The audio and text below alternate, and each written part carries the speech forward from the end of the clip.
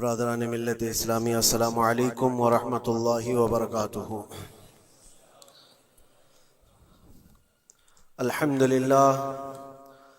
للہ الحنان المنان الذي خلق الانسان وعلمه البيان، والصلاة والسلام على رسوله سید الانس والجان وعلى آلہ واصحابہ ذوی الخیر والاحسان، اما بعد فأعوذ باللہ من الشیطان الرجیم، بسم اللہ الرحمن الرحیم۔ وضربت علیہم الذلۃ والمسکنۃ وباءوا بغضب من اللہ ذلك بأنهم كانوا يكفرون بآيات الله ويقتلون النبيين بغير حق ذلك بما عصوا وكانوا يعتدون، صدق اللہ مولانا العظیم۔ بارگاہ رسالت مآب صلی اللہ علیہ وسلم میں درود پاک کا ہدیہ پیش کر لیں۔ اللہم صلی علی سیدنا و مولانا محمد معدن الجود والکرم وآلہ واصحابہ الکرام وابنہ الکریم وبارک وسلم صلاة دائمة سرمدا ابدا۔ اقبال نے کہا ہے، ستیزہ کار رہا ہے ازل سے تا امروز، شرار بولہبی سے چراغ مصطفی۔ مطلب یہ ہے کہ شروع کے دنوں سے ہی اس کائنات میں، اس دنیا میں ایک معرکہ چلتا آ رہا ہے۔ معرکہ مطلب جنگ، مقابلہ۔ وہ کس چیز کا ہے؟ اقبال کہتا ہے ستیزہ کار رہا ہے ازل سے تا امروز، شروع سے لے کے آج تک ایک مقابلہ چلتا آ رہا ہے۔ وہ مقابلہ کس کا ہے؟ شرار بولہبی سے چراغ مصطفی کا۔ مصطفیٰ کریم صلی اللہ علیہ وسلم کی چراغ کی روشنی کا مقابلہ ابو لہب کی شرارتوں کے ساتھ۔ تو ایک تو یہ کہ استعارہ ہے، اس سے پہلے بھی فرعون و موسیٰ کا، نمرود و ابراہیم کا علیہم السلام، یہ مقابلہ اس روئے ارضی پر چلتا رہا اور حق و باطل کے معرکے ہوتے رہے اور ہوتے بھی رہیں گے۔ فی زمانہ ہم جو حالات دیکھ رہے ہیں پوری دنیا میں، آج جنگوں کے حالات جو پیش کیے جا رہے ہیں، لوگ تو اب یہ خبریں ایسے سن رہے ہیں، کسی کے ہاں بم گرنے کی، میزائل گرنے کی، تو ایسا لگ رہا ہے جیسے بچے پٹاخے پھوڑ رہے ہیں۔ لوگ یہاں خبریں لے کر کے مزے لے لیتے ہیں، پھر فارورڈ کر دیتے ہیں۔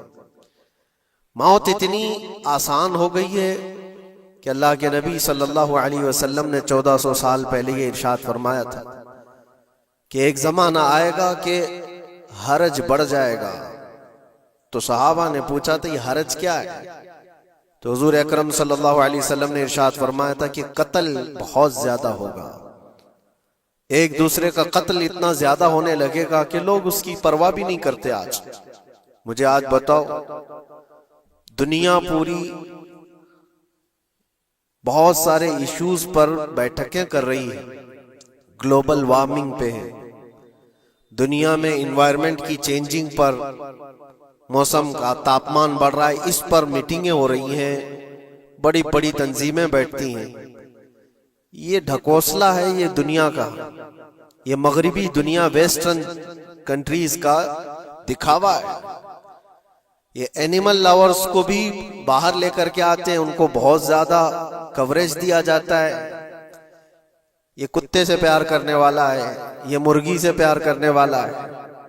ظالموں، 40,000 نہیں 50,000 لوگوں کو فلسطین میں تم نے ناحق مار دیا، اس پر کوئی بیٹھک نہیں کرتے۔ موت اتنی آسان ہے انسانوں کی۔ جنگ جس سے ہے، مقابلہ جس سے ہے، تمہارا آپس میں برابر کی طاقت کا مقابلہ ہو تو سمجھ میں آئے کہ ایک دوسرے کی فوجوں سے مقابلہ ہے، ادھر کی فوج بھی مر رہی، ادھر کی فوج بھی مر رہی ہے، لیکن نہتے بچوں کا کیا قصور؟ بلکہ وہ گود میں آئے ہوئے ابھی جنہوں نے شعور کی آنکھیں بھی نہیں کھولی، دودھ پیتے بچوں کے جو قتل ہوئے ہیں۔ تاریخ میں آپ نے پڑھا ہوگا فرعون نے 12,000 بچوں کا قتل کیا تھا، صرف اس گمان سے کہ اس نے خواب دیکھا تھا بنی اسرائیل میں ایک بچہ پیدا ہوگا جو اس کی سلطنت کو ہلاک کر دے گا۔ خواب کی وجہ سے کاہنوں نے اس کو بتایا تھا، اس نے خواب یہ دیکھا تھا کہ آسمان سے ایک تارا ٹوٹ کر اس کی گود میں گرا اور آگ لگ گئی۔ تو نجومیوں نے اس کی تعبیر یہ بتائی تھی کہ بنی اسرائیل میں ایک بچہ پیدا ہوگا جو تیری سلطنت کو ہلاک کر دے گا۔ اس ڈر سے بنی اسرائیل میں جو بھی بچہ پیدا ہوتا اس کو قتل کرتا تھا۔ اس نے تقریباً 12,000 بچوں کو قتل کر دیا تھا، اس ڈر سے کہ وہ بچہ تو نہ پیدا ہو جائے جو میری سلطنت کو ہلاک کرنے والا ہے۔ اور وہ موسیٰ علیہ السلام تھے، پیدا بھی ہوئے اور فرعون کے گھر میں ہی پلے۔ اللہ کا نظام ہے۔ لیکن میں یہاں اس لیے بتا رہا ہوں، فرعون ظلم میں پوری دنیا میں مشہور ہے۔ وہ عورتوں کو بھی ظالم اس طرح سے مارا ہے کہ جس کی تاریخ میں مثال نہیں ملتی۔ لیکن میں نے اپنی زندگی میں دیکھا، آج کے زمانے میں اسرائیل نام سے ایک ناجائز حکومت پر قابض شخص نے 12,000 نہیں 50,000 لوگوں کو سال بھر میں قتل کر دیا۔ یہ تاریخ کا بھیانک چہرہ ہے۔ آج لوگ اس کو ہلکے میں لے رہے ہوں گے، نیوز والے ایک طرفہ رپورٹ کرتے ہیں کیونکہ ان کو ان کے باپ داداؤں سے ڈر ہے، جہاں کی یہ کھاتے ہیں وہاں کی یہ گاتے ہیں۔ لیکن بعد کو یہ سچائیاں جنریشن میں منتقل ہوتی رہیں گی، کبھی تو آئے گا کوئی انصاف کی نظر رکھنے والا۔ اور انسانیت کا قتل کتنا بڑا قتل ہے، ایک شہر کے 50,000 لوگوں کو قتل کر دینا، اور ایسے کہ وہاں کی عمارتیں پورے راکھ کے ملبے میں چلی گئی۔ صدیاں لگ جاتی ایک شہر کو بسنے میں، ایک گھر کو بنانے میں آدمی کی اپنی زندگی گزر جاتی ہے۔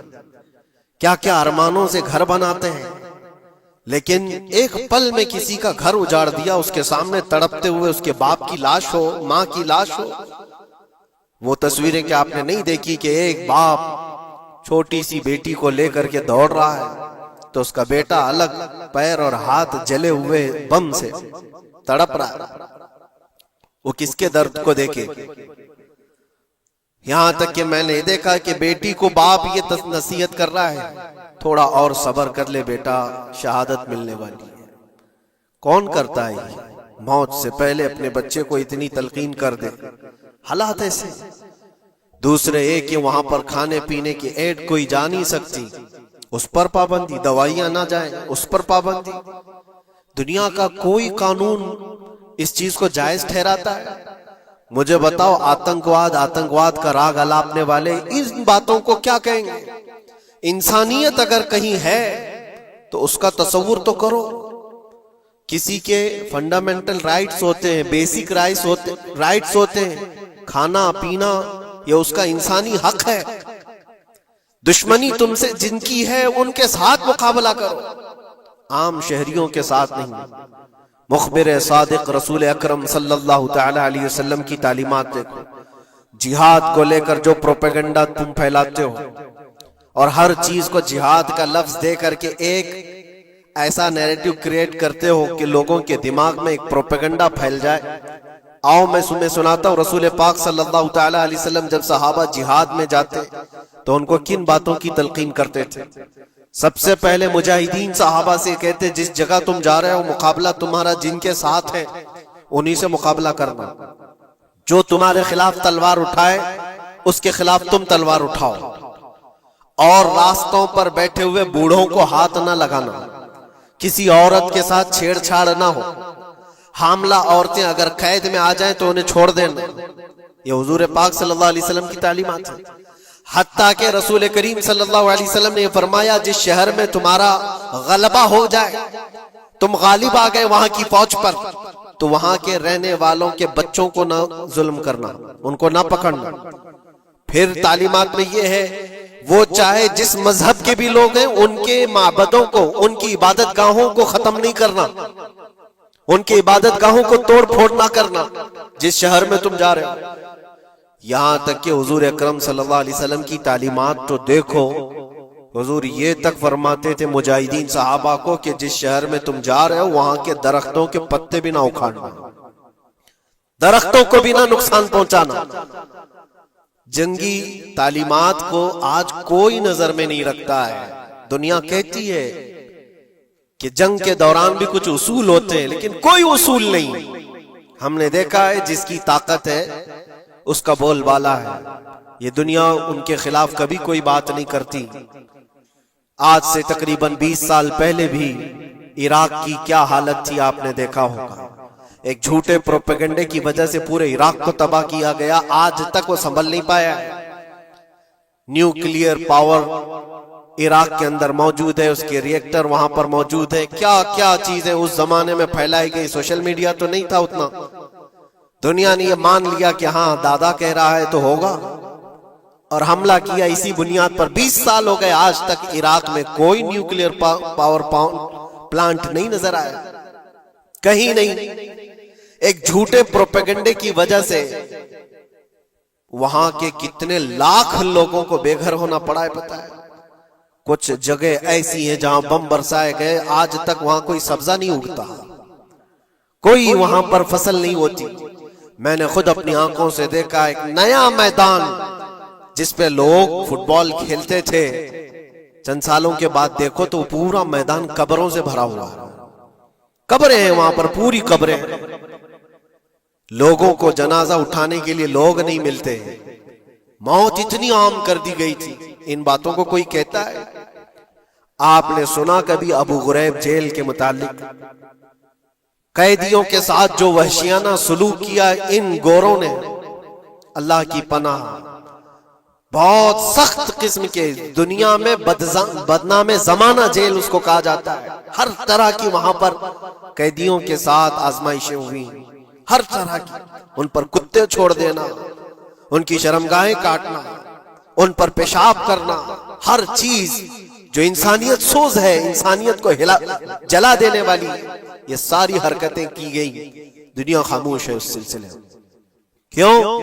سپر پاور کے 1000 گنا بھی ہضم کر لیے جاتے ہیں۔ چھوٹا ملک یا غریب آدمی کوئی بات کرے تو سارے اس پر ٹوٹ پڑتے ہیں۔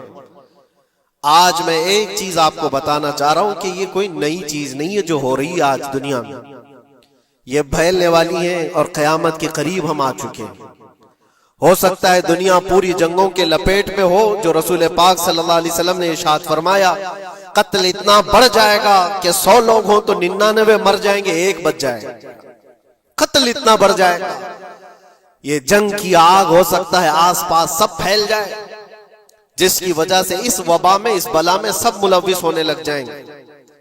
اور ایک بات یہ بھی یاد رکھو، چاہے جیسی بھی حکومت ہو، تاریخ پوری اٹھا کر کے دیکھنا، ظلم کے بعد جو غرور و تکبر میں آ کر فرعون بننے کی کوشش کرتا ہے، اس کا انجام اللہ تعالیٰ بہت بھیانک فرماتا ہے، بہت بھیانک انجام ہوتا ہے۔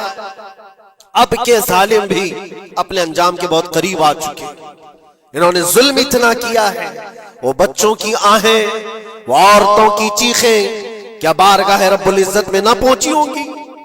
رب تبارک و تعالیٰ خود فرماتا ہے، سَيَعْلَمُ الَّذِينَ ظَلَمُوا أَيَّ مُنْقَلَبٍ يَنْقَلِبُونَ، ان قریب ظالم یہ دیکھ لیں گے کہ کس پلٹی میں اللہ تعالیٰ انہیں گرانے والا ہے۔ جو جال وہ اپنے دشمنوں کے لیے بنتے ہیں، اللہ تعالیٰ اسی جال میں ان کو پھنساتا ہے۔ آج دیکھنا آپ، تاریخ کی سچائیاں آپ کو اس بات کا جواب دیں گی۔ ظالم یہ سمجھتا ہے کہ میں خدا کے برابر ہو چکا، مجھے کوئی بھی ہلاک نہیں کر سکتا۔ اللہ تعالیٰ فرماتا ہے، اینما تکونوا یدرککم الموت ولو کنتم فی بروج مشیدہ، تم مضبوط قلعے میں کیوں نہ بیٹھے ہو، موت تمہارے پاس آ کر پکڑ لے گی۔ اور رب تبارک و تعالیٰ کے لیے کوئی چیز ناممکن ہے۔ لوگ آج ہوا بناتے ہیں کہ ایئر ڈیفنس سسٹم اتنا بڑا ہے، کوئی کچھ نہیں کر سکتا۔ ایک چھوٹے سے پدے سے ایک ناجائز کنٹری کو محفوظ دکھانے کے لیے دنیا پتہ نہیں کیا کیا باتیں وائرل کرتی ہے۔ اسرائیل کے پاس آئرن ڈوم ہے، ایئر ڈیفنس سسٹم اتنے بڑے ہیں، کوئی نہیں آ سکتا۔ وہ خدا ہے؟ کوئی خدا ہے؟ لیکن دنیا آج دیکھ رہی ہے، بہت ساری چیزوں کو دیکھ رہی ہے۔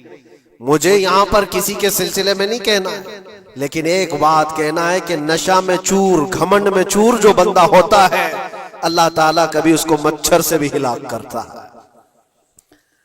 بہت بڑی طاقت کا اس سے مقابلہ ہونا ضروری نہیں، تمہارے پاس ہوگا بہت بڑا سسٹم، لیکن رب تبارک و تعالی جب انتقام لے لے تو پھر تمہارے لیے بہت بڑی طاقتوں کی ضرورت نہیں۔ آپ کو میں تاریخ بتاؤں، عراق میں نمرود ایک زمانے میں اس طرح کی حرکت کیا تھا کہ اس نے ایک بہت بڑی عمارت بنائی تھی، اور اس کے مطابق بات یہ تھی کہ وہ 1000 لوگوں سے تنہا لڑ سکتا تھا، اتنی اس کی طاقت تھی۔ شیر سے خود مقابلہ کرتا تھا، کبھی ڈرتا نہیں تھا۔ نمرود کی طاقت مشہور تھی اس زمانے میں، اور سارے لوگ اس کی طاقت کا لوہا مانتے تھے، حتیٰ کہ وہ کبھی اپنی زندگی میں بیمار نہیں ہوا تھا۔ آدمی جب بیمار نہیں ہوتا تو اس کا غرور بڑھ جاتا ہے، سوچتا ہے مجھے کچھ ہو نہیں سکتا۔ نمرود نے اس کے بعد یہ دیکھا ساری دنیا میرے قبضے میں ہے، طاقت و دولت کے ذخیرے سب اس کے پاس سے، لیکن ایک چیز نہیں تھی، موت پر کنٹرول۔ اس کو کیسے کیا جائے کنٹرول؟ یعنی مرنے سے بچ تو نہیں پائے گا، یہ کنٹرولنگ پاور بھی ہمارے پاس ہونا چاہیے۔ اس نے ایک بہت بڑی عمارت بنائی، کہا کہ خدا آسمانوں میں ہوتا ہے، ہم اتنی بڑی عمارت بنائیں گے کہ ان عمارتوں پر چڑھ کر خدا کو للکاریں گے، آجا میں مقابلہ کرتا ہوں، اور مقابلہ کر کے میں خدا کو گرا دوں گا کسی بھی طرح سے۔ اگر مجھ سے نہ ہو سکے تو پوری فوج کو تیار کروں گا، خدا سے لڑائی لڑ کر کے ایک بار وہ موت اور حیات کا پاور اپنے ہاتھ میں لے لیں گے، پھر ہم کو جب تک چاہے جینا ہے۔ کہاں کی خام خیالی، لیکن اس نے بنایا، پوری دنیا بھر سے لوگوں کو جمع کیا، سب کی زبان ایک بنایا، سب کی کرنسی ایک بنایا، ساری اس پوری دنیا کے لوگ اس کی فوج میں، سب کو یہ باور کرانا شروع کیا کہ ہماری لڑائی ہے دنیا سے نہیں، ہماری لڑائی کریٹر سے، خالق سے۔ ہم اس سے پاور چھین لیں گے ایک بار، اور پھر اپنے ہاتھ میں موت و حیات کا کنٹرول رکھیں گے۔ جس کو جتنی لمبی عمر چاہیے میں دوں گا، جس کو جب تک جینا ہے میں دوں گا، ازل سے لے کر ابد تک۔ یہ سارے خیالات اس کے تھے، اور اس نے جمع کیا، عمارت بھی بنایا، فوج بھی تیار کیا۔ کیا رب تبارک و تعالیٰ یہ نہیں دیکھ رہا تھا؟ اس کی تیاری، اس کا جمع کرنا، اس کی عمارت بنانا، بہت دنوں تک یہ سب کام چلتا رہا۔ رب تبارک و تعالیٰ کسی سے غافل نہیں، دلوں میں گزرنے والے حالات سے بھی بے خبر نہیں، لیکن بندے کو رب تبارک و تعالیٰ ڈھیل دیتا ہے۔ قرآن میں رب تعالیٰ فرماتا ہے وَلَا يَحْسَبَنَّ الَّذِينَ كَفَرُوا أَنَّمَا نُمْلِي لَهُمْ خَيْرٌ لِأَنفُسِهِمْ إِنَّمَا نُمْلِي لَهُمْ لِيَزْدَادُوا إِثْمًا۔ کافر جو ان کو ڈھیل ملی ہے یہ نہ سمجھیں کہ ہم نے جو ان کو چھوڑ رکھا ہے ان کے لیے بہتر ہے، بلکہ اس لیے ہم چھوڑ رکھیں کہ وہ اور زیادہ کریں، اور زیادہ کریں، لیزدادوا اثما ولہم عذاب مہین، پھر ہم ذلت والا عذاب انہیں دینے والے ہیں۔ یہ مت سمجھ لو کہ رب تبارک و تعالیٰ ان سب چیزوں سے بے خبر ہے۔ نمرود اتنا سب کرتا رہا، اللہ نے اس کو چھوڑ رکھا، بنا لے لمبی عمارت، بنا فوج بھی بنا لی، ساری چیزیں بنا لیا، مقابلے کے لیے اس نے دن بھی طے کر لیا۔ اس کے بعد اس کو خدا سے لڑائی لڑنی تھی، کہاں خدا تک پہنچنے کی بات، لیکن بندہ جب غرور و تکبر میں آتا ہے تو وہاں تک بھی سوچتا ہے، اسے موت پر کنٹرول حاصل کرنا تھا، بس یہ ایک چیز تھی۔ پھر جب وہ دن آیا، کتابوں میں ملتا ہے اللہ تبارک و تعالیٰ نے فرشتے اس کی جو تعداد ہے اس کا کسی کو علم نہیں۔ بارش کے جتنے قطرات گرتے ہیں نا، ایک ایک فرشتہ بوند لا کر رکھتا ہے۔ اب آپ اندازہ کر سکتے ہیں فرشتوں کی تعداد کتنی ہو سکتی۔ اس میں جو بڑے فرشتے ہیں وہ جبرائیل، میکائیل، اسرافیل اور اسرائیل علیہم السلام، جو سردار ملائکہ ہیں، فرشتے ہیں، ان کے اپنے اپنے کام ہیں، بہت پاورفل فرشتے ہیں۔ ان کی بات نہیں کر رہا، کسی ایک عام فرشتے کو رب تبارک و تعالیٰ نے بلایا اور فرمایا جاؤ زمین پر، ہمارے ایک بندے نے ہم سے لڑائی کا ارادہ کر لیا، اس کی طاقت و قوت اور اس کی جمع شدہ ساری چیزوں کو دیکھ کر کے آؤ۔ وہ فرشتہ زمین پر آیا، جس جگہ پر اس نے یہ سب جمع کیا تھا، فرشتہ اتر کر صرف اپنے پیر ہلایا تھا، پوری عمارت بھسم ہو گئی، کچھ نہیں کیا تھا، اس کی بنائی ہوئی عمارت بھسم ہو گئی۔ جتنی فوج جمع کیا تھا سب کیڑے مکوڑوں کی طرح مر گئے، اور سب کی زبانیں مختلف ہو گئی، کوئی ایک دوسرے کو پہچان نہیں پا رہا۔ یہ منٹوں کی بھی بات نہیں تھی، سیکنڈوں کی بات تھی۔ فرشتہ واپس چلا گیا، نمرود کا زوال ہو گیا، ختم ہو گیا۔ یہ تاریخ کی ایک بات ہے، اور یہ روایت ہم اپنی کتابوں میں نہیں رکھتے، یہ روایت یہودیوں کی کتابوں سے ہی ہے۔ یہودی اس بات کو یقین کرتے ہیں، اور اسی وجہ سے اس بات پر وہ دوبارہ عمل کرنے کے لیے پھر کوشش میں ہے۔ نیو ورلڈ آرڈر جو کہا جاتا ہے، پوری دنیا کو اکٹھا کرنا، ایک کرنسی بنانا، ایک لینگویج پر لانا، اور سب کو ملا کر کے ایک طاقت حاصل کرنا، سپیس پر جانا، اور پھر وہی چیزیں دہرانی جا رہی ہے دنیا۔ وہی چیز ایک دوبارہ بار ٹرائی کرنا ہے، جس کے لیے آپ کو پتہ ہے یہ چھوٹی سی قوم پوری دنیا پر کنٹرول حاصل کرنے کے کیسے کیسے خواب دیکھتی ہے۔ اگر آپ جائیں، اسلام دشمنی تو ان کی پرانی ہے، لیکن یہ جو 50,000 لوگوں کا قتل ہے، یہ صرف اور صرف ان کے اپنے ایک چھوٹے مقصد کے لیے۔ ہو سکتا ہے بہت ساری باتیں ہوں، غزہ پٹی ایک ہی علاقہ بچا ہوا ہے فلسطین کا، باقی سب تو یہ قبضہ کر چکے۔ 1947 کے بعد، 48 کے بعد چھوٹا سا حصہ جو باقی غزہ پٹی، جس کی 20 لاکھ کی آبادی، اس علاقے پر اتنی زیادہ کیوں کرورتا ہے؟ کیوں؟ باقی سب جگہ پر، اور بھی دیگر جگہ پر، یروشلم میں، ویسٹ بینک میں، کئی جگہوں پر مسلمان آباد ہیں۔ یہ غزہ کے لیے کیوں اس قدر سختیاں ہیں؟ دنیا کو بتانے کے لیے تو یہ ایک آتنکواد جماعت ہے حماس، جس کا مقابلہ کرنے کے لیے ہم یہ حملے کر رہے ہیں، لیکن آج تک یہ دنیا کو بتا نہیں سکے کتنے حماسیوں کو قتل کیا، کتنے حماس کے لوگ پکڑے گئے، کتنوں کو مارا گیا، چند ہوں گے، لیکن اس کے بدلے میں جو بھاری قیمت چکائی ہو غزہ کے نہتے لوگوں نے، 50,000 لوگوں کا قتل، یہ تو ریکارڈ پہ دکھ رہا ہے، باقی اللہ عالم، باقی کتنے ہیں جن کی تعداد مل نہ سکی ہو۔ بعض دانشوروں نے یہ بھی بتایا اس کو صرف اور صرف ایک کینل بنانا ہے جو دنیا کی ٹریڈنگ پر قبضہ حاصل کرنے کے لیے۔ جو سوئس کینال ہے ایجپٹ کا، جس سے میڈیٹرین سی سے لے کر کے گزرتے ہیں، 2 سمندروں کو جوڑنے کے لیے ایک کینل ہے مصر میں، ایجپٹ میں، جہاں سے ایجپٹ ہر گزرنے والے جہاز سے ٹیکس لیتا ہے، ہر گزرنے والے جہاز سے ایک بھاری قیمت لیتا ہے، جس سے ٹریڈنگ پر اثر بھی رہتا ہے۔ اور جب وہ چاہے بند کرے، 2 مرتبہ اس نے بند بھی کیا تھا تاریخ میں، 1950 کے بعد۔ اور یہ خواب دیکھتا ہے اسرائیل کہ ہم اپنی ہی جگہ سے ایک کینل بنا لیں تقریباً 300 کلومیٹر، جس کے لیے اس کو غزہ حاصل کرنا بہت ضروری ہے۔ یہ بعض لوگوں کی اپنی تحقیق ہے۔ تو کیا کوئی اپنے مفاد کا حاصل کرنے کے لیے 50,000 لوگوں کا قتل کر سکتا ہے؟ دنیا کو یہ بھیانک چہرہ بھی تو معلوم ہونا چاہیے۔ اگر ان کو کوئی راستہ بنانا ہے تو اس کے لیے انسانیت کا قتل کرنا ہے۔ میں آپ کو ایک بات عرض کیے دیتا ہوں، قرآن پاک نے جو فرمایا وہ حق ہے، 100% حق ہے۔ اللہ نے فرمایا، میں نے خطبے کے بعد جو آیت پڑھی، وَضُرِبَتْ عَلَيْهِمُ الذِّلَّةُ وَالْمَسْكَنَةُ، اللہ فرماتا ہے ان پر ذلت اور غربت لکھ دی گئی۔ کس پر؟ یہودیوں کے متعلق۔ وَبَاءُوا بِغَضَبٍ مِّنَ اللَّهِ، اور اللہ کے غضب میں رہیں گے وہ ہمیشہ۔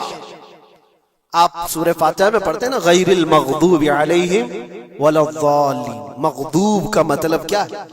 جن پر اللہ کا غضب ہوا، اور وہ یہود قوم ہے۔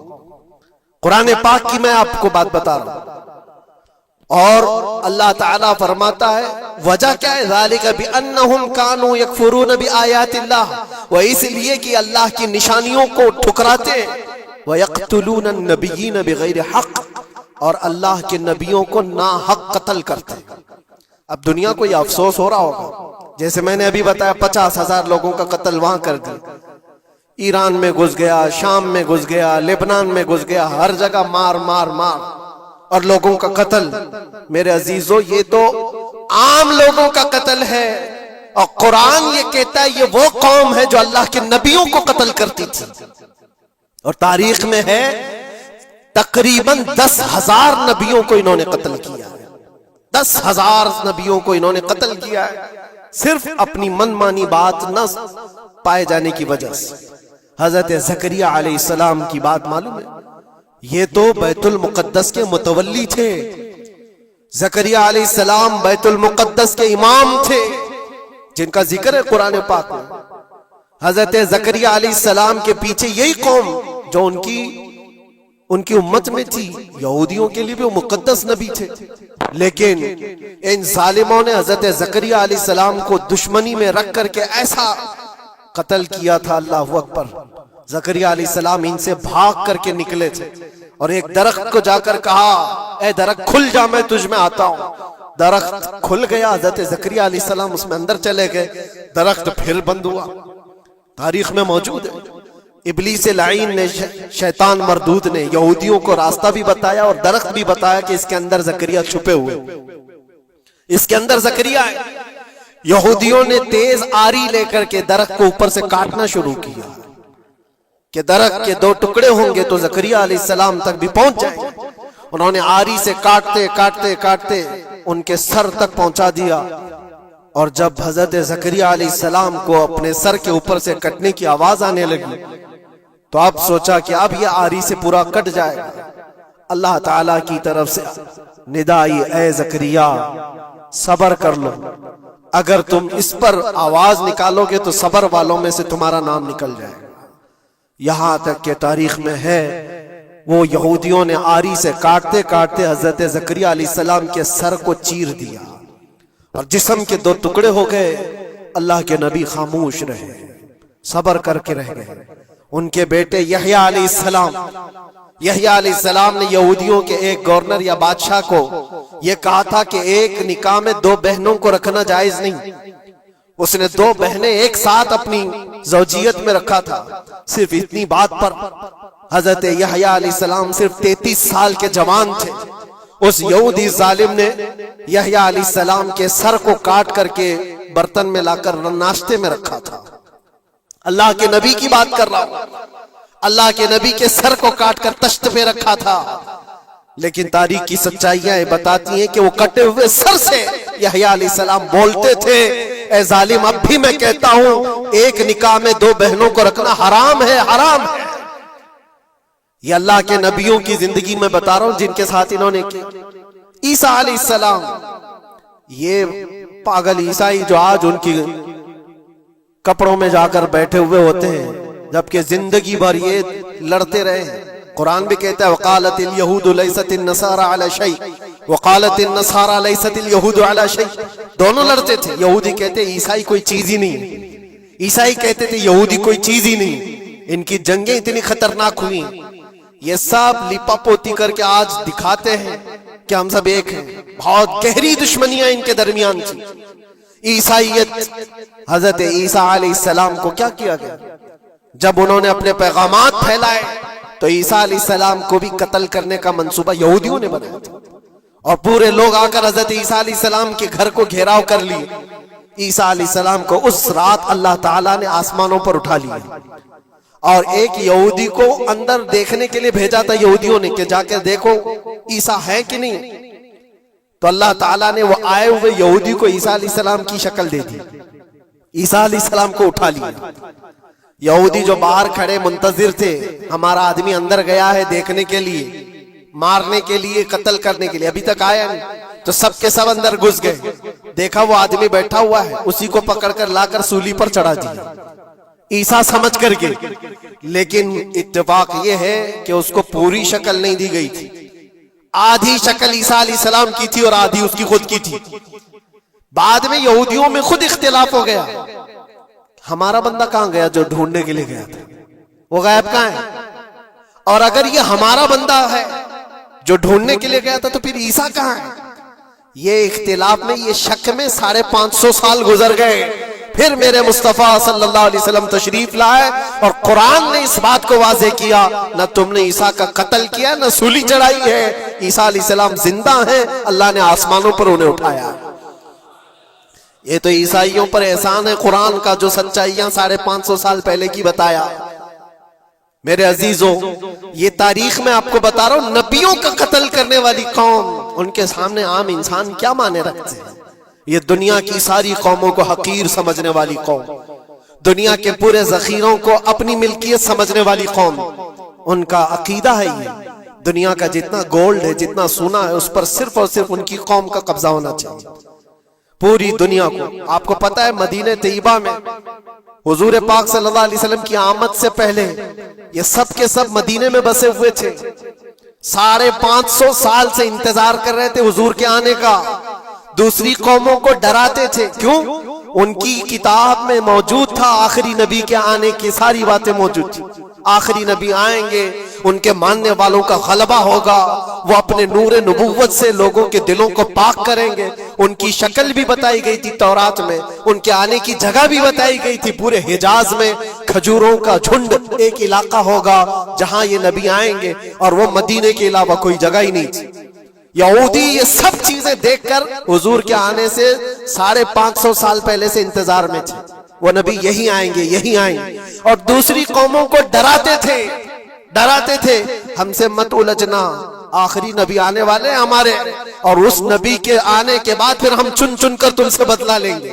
اور جب کبھی مصیبت آتی تو اللہ سے دعا بھی یہ کرتے تھے کہ اللہ وہ آخری نبی جو ہمارے علاقے میں آنے والے ہیں ان کے صدقے میں تو ہماری بلاؤں کو دور کر دو۔ یہ وہ قوم ہے جو حضور آخر النبیین صلی اللہ علیہ وسلم کے انتظار میں وقت کاٹ رہی تھی، لیکن ہوا یہ، ان کا عقیدہ یہ تھا کہ آخری نبی تو بنی اسرائیل میں ہی پیدا ہوں گے، ہمارے خاندان میں پیدا ہوں گے۔ انہوں نے ٹھیکہ لے رکھا ہے آخری نبی کہاں پیدا ہوں گے یہ فیصلہ کریں گے۔ اللہ تبارک و تعالیٰ نے آخری نبی ہمارے آقا صلی اللہ علیہ وسلم کو بنی اسرائیل میں نہیں، بنی اسماعیل میں پیدا کیا، اسماعیل علیہ السلام کی اولاد میں پیدا کیا، اور یہ اسماعیل علیہ السلام کی اولاد پورے عرب میں آباد تھی، عرب میں پوری آبادی اسماعیل علیہ السلام کی تھی۔ مکہ کو آباد کس نے کیا؟ اسماعیل علیہ السلام۔ اسماعیل علیہ السلام کی اولاد پورے مکہ میں آس پاس سب علاقوں میں آباد، ساری جتنے بھی نسب ہیں وہ اسماعیل علیہ السلام تک پہنچتے ہیں عرب والوں کی، اور یہ یہودی بنی اسرائیل ہے، یعنی یعقوب علیہ السلام کی اولاد میں سے، اور یہ دوسروں کو حقیر جانتے تھے۔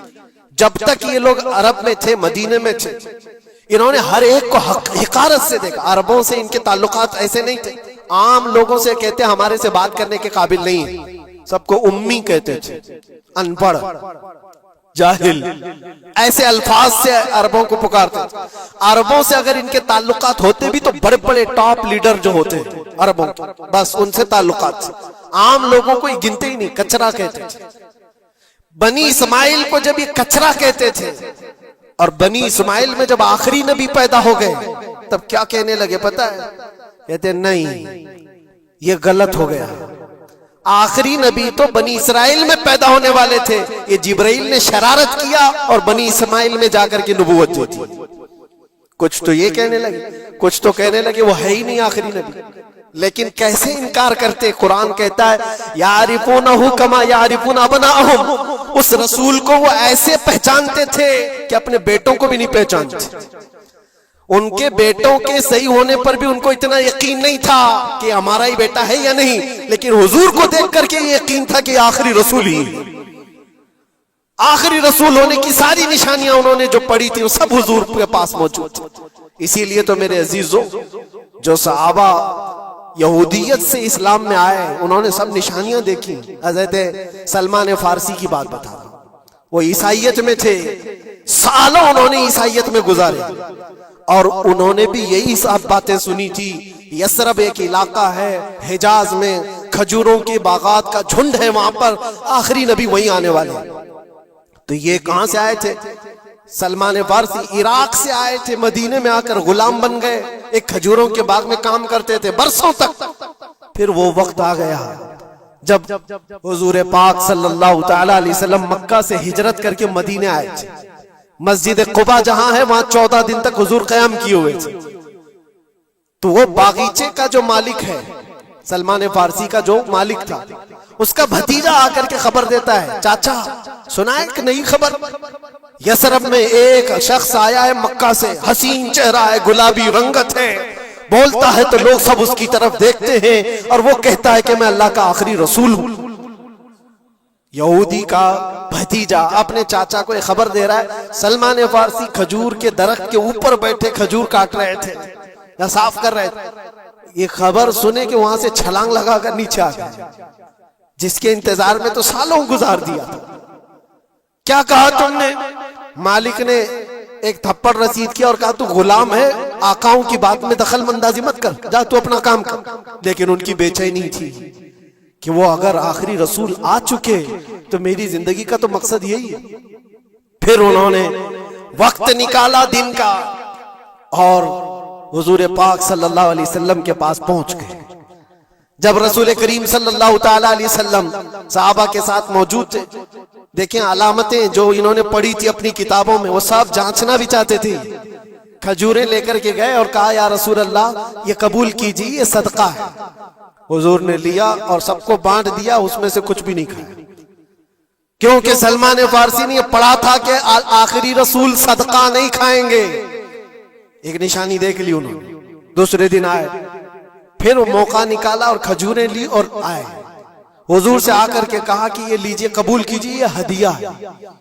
حضور نے خود بھی کھایا اور سب کو تقسیم کیا.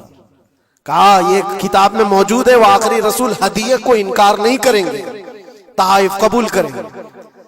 دو علامتیں دیکھی. پھر ایک دن, تیسرا دن تھا, رسول پاک صلی اللہ علیہ وسلم ایک جنازے میں تھے. تہبند تھی حضور کے, چادر تھی جسم کے اوپر. سلمان فارسی ایک اور نشانی دیکھنے کے لیے آئے ہوئے تھے جو کتابوں میں پڑھی تھی. کبھی حضور کے دائیں آتے, کبھی بائیں آتے, کبھی آگے کبھی پیچھے, پوچھنے کی یا کچھ بات کرنے کی کوشش کر رہے تھے. حضور صلی اللہ علیہ وسلم نے ان کو دیکھ لیا اور کہا سلمان آ جاؤ ادھر. ادھر بلایا, اپنی چادر ہٹائی اور کہا یہ مہر نبوت دیکھنے کے لیے آئے تھے. جو حضور صلی اللہ علیہ وسلم کے کندھوں کے بیچ میں ایک ایسا سفید نشان تھا جس کو مہر نبوت کہا جاتا ہے, وہ سورج سے زیادہ چمکتا تھا دونوں کندھوں کے بیچ میں. اور حضرت سلمان فارسی وہ دیکھنے کے لیے آئے تھے اور حضور نے ان کے پوچھنے سے پہلے چادر ہٹائی اور کہا یہی دیکھنے آئے تھے. سلمان فارسی نے کہا میں تو ایک چیز دیکھنے آیا تھا, آپ نے دو چیز بتا دی. کیا چیز؟ میں تو مہر نبوت دیکھنے آیا تھا, آپ نے دکھا بھی دیا اور میرے دل کی بات کی خبر بھی آپ نے بتائی. نبی کو علم غیب بھی ہوتا ہے. اور سلمان فارسی نے کلمہ طیبہ پڑھ لیا. اسی سلمان فارسی کو آزاد کرانے کے لیے میرے آقا صلی اللہ علیہ وسلم نے صحابہ کے ساتھ مل کر کے 500 کھجور کے درخت لگائے تھے اور ایک باغیچہ دے کر کے اس یہودی سے آزاد کروایا تھا. یہ اللہ کے نبی صلی اللہ علیہ وسلم کے پاس وہ صحابہ جو آئے تھے یہودیت سے یا عیسائیت سے, وہ جانتے تھے حضور کو, لیکن یہ اتنی خطرناک قوم ہے جن کو اللہ تعالیٰ نے دلوں پر مہر لگایا.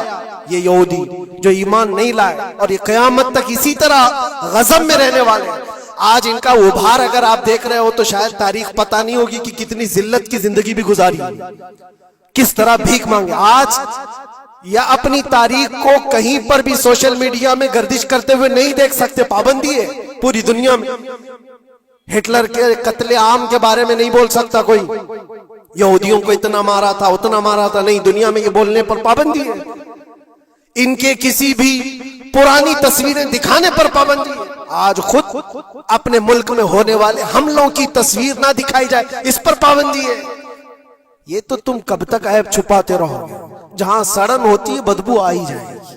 اور ان قریب میرے عزیزوں قرآن کی وہ بات یاد رکھو, اللہ نے فرمایا سَيَعْلَمُ الَّذِينَ ظَلَمُوا أَيَّ مُنْقَلَبٍ يَنْقَلِبُونَ. ان قریب ظالم یہ دیکھ لے گا کہ اللہ اس کو کس کھائی میں گرانے والا ہے.